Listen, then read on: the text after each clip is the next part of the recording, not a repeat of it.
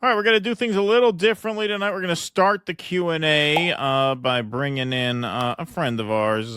You all know him. He is running in Canada's elections 1 week from tomorrow. That's right. It's getting close to Election Day in Canada. So running on the People's Party ticket for Saskatoon South. The loon from Saskatoon, we call him. RB Ham.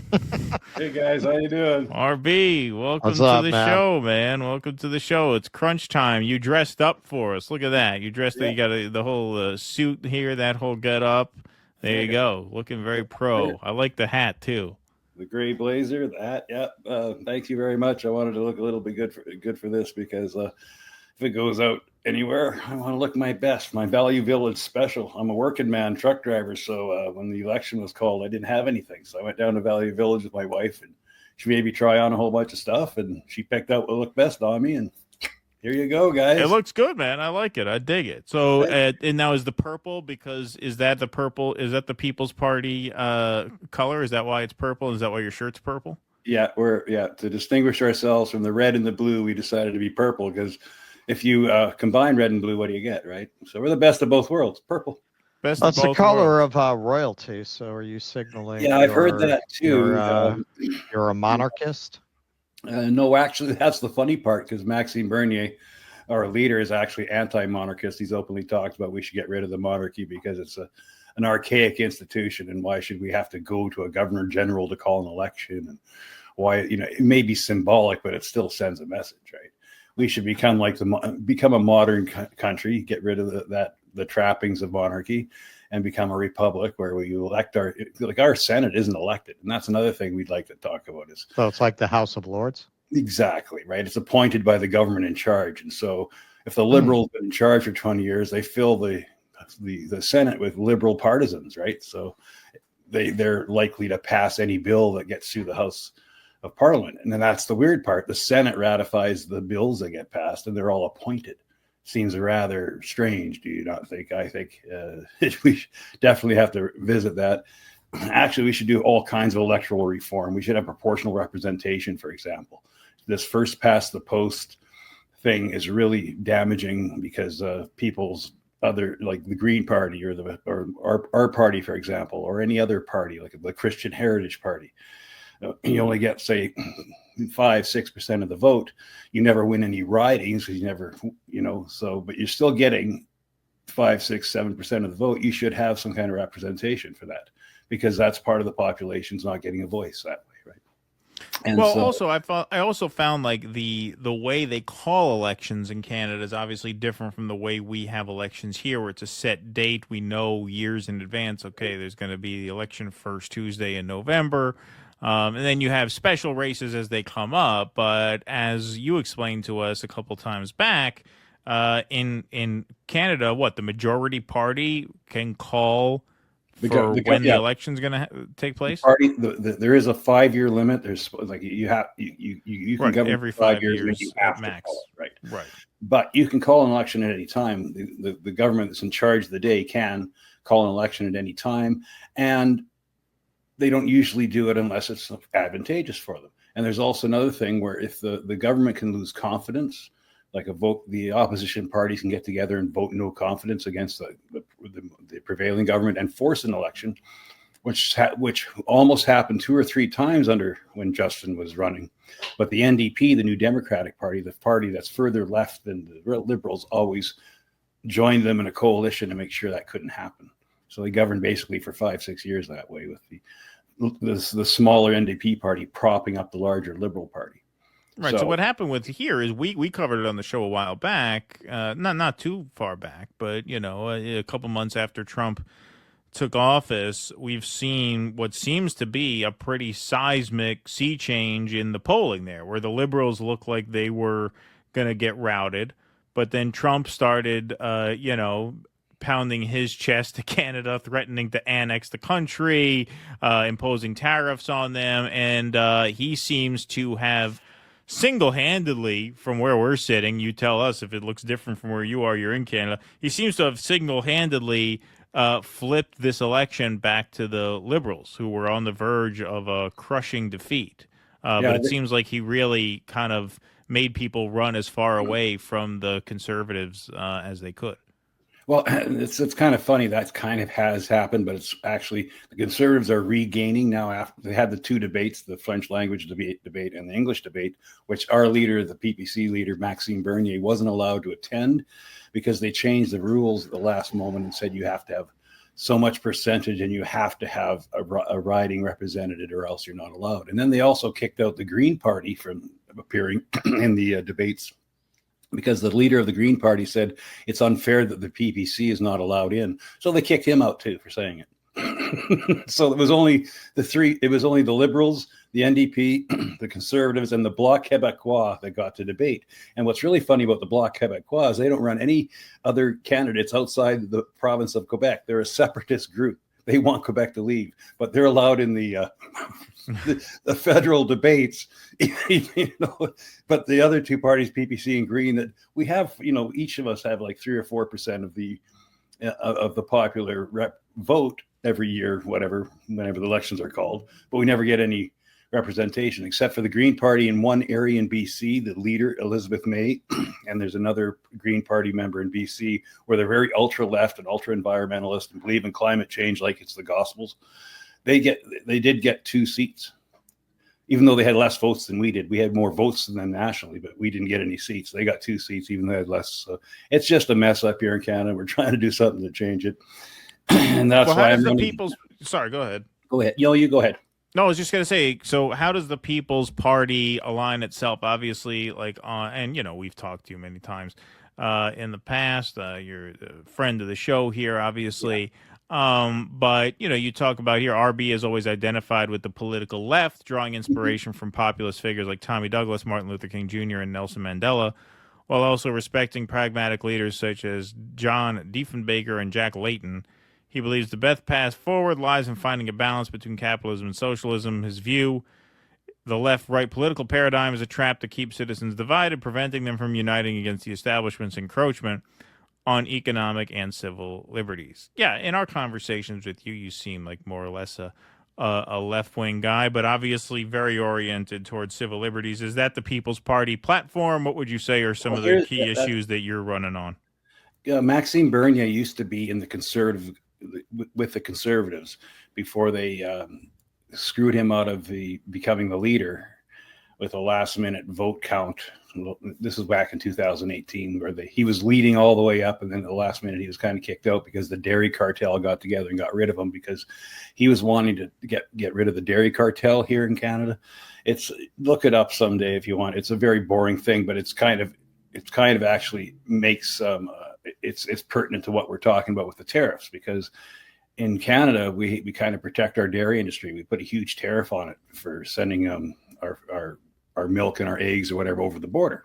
So you're saying Trump has a point, right? He does have a point. And the other thing is we have a lot of this supply side management thing can get a little bit funny, because we have farmers that get paid to like, if they overproduce the milk, they get paid to flush it down the drain, which seems kind of weird, right? So why not give it to the homeless shelter or send it? No, they get incentivized to flush it down the drain. So it's all kinds of weird stuff. We have also that problem in farming too, where the farmers are incentivized not to grow food now, like in certain areas because of climate change. So anyway, that's another long story. But Maxime Bernier is actually a conservative, but he's also a classic liberal. He was the only one who stood by us in the Freedom Convoy when we were protesting all these draconian mandates and restrictions. He stood up and was with us from day one. Nobody else was. Pierre Poilievre of the Conservatives made an appearance just when it was getting popular, and his pollsters said, "Hey, maybe you should get out there and support these guys because your base likes them." So he made a couple appearances, handed out some donuts, waved to the camera, and then he started getting real pushback from the liberal media here in Canada, the government-owned media. Like CBC is subsidized by the government, they're very pro-liberal. And even the other mainstream media outlets like Global and CTV get money from the government. So you can see the conflict there. So, and then his pollsters go, oh no, hey, wait a minute, you're getting pushback from the media. It changes public perception. And so he abandoned the Freedom Convoy and hasn't said anything much about it since. He has said that he doesn't believe in mandated vaccines now, but he wasn't there. Like right at the start, he wasn't there. In fact, you can watch in the House of Parliament where he's berating Justin Trudeau for not getting enough vaccines fast enough. So I mean, he's a flip flopper. He's a globalist, just like Justin Trudeau, except he's and Mark Carney, who is now the Liberal leader. He's got associations with the globalism. He supports the war in Ukraine. He wants to keep sending. He in the last debate he said he wants to freeze Russian assets and steal them and use them to send weapons to Ukraine. So. Yeah, and he supports what Israel's doing. He has said that if Israel bombed Iran, it would be the greatest thing for humanity. So, that's right. And the Liberals, of course, support the war. The NDP supports the war. The PPC doesn't. That's why I'm with them. We're anti. So isn't that a Liberal position, being anti-war? We're also anti-censorship and free speech. That used to be a left-wing value that I loved, and only the People's Party of Canada is the one party that's advocating for it.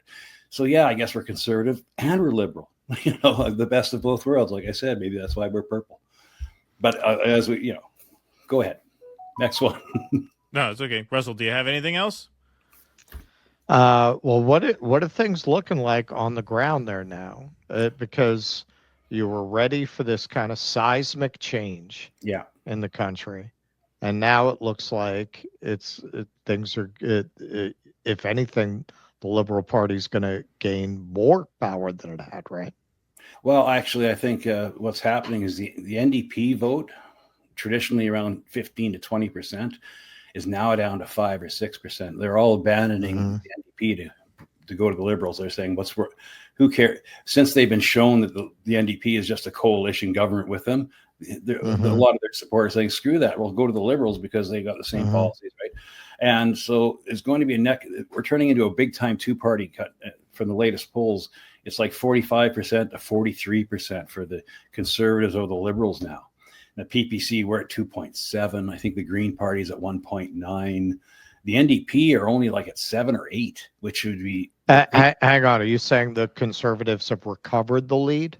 Yes, since the last debates, because Carney did very bad in the debates, especially the French one, because he can't speak French, which is sort of like a prerequisite. It's like a prerequisite up here. If you're not bilingual, it's a big problem. So he crapped out in the French line, and then in the English one. Do you speak French? Is that going to be a problem for you? No, God, no. Well, you're in Saskatoon. You're not grade you're 9. local. There you go. All right. So if we support you. There's an upper limit to how far you can go because you don't speak French. That's true. So, if we back you as our horse, you'll never be prime minister. Right. We have to you're not nationally viable. You're like AOC, basically. That you're. That's what we want people to come away with this thinking.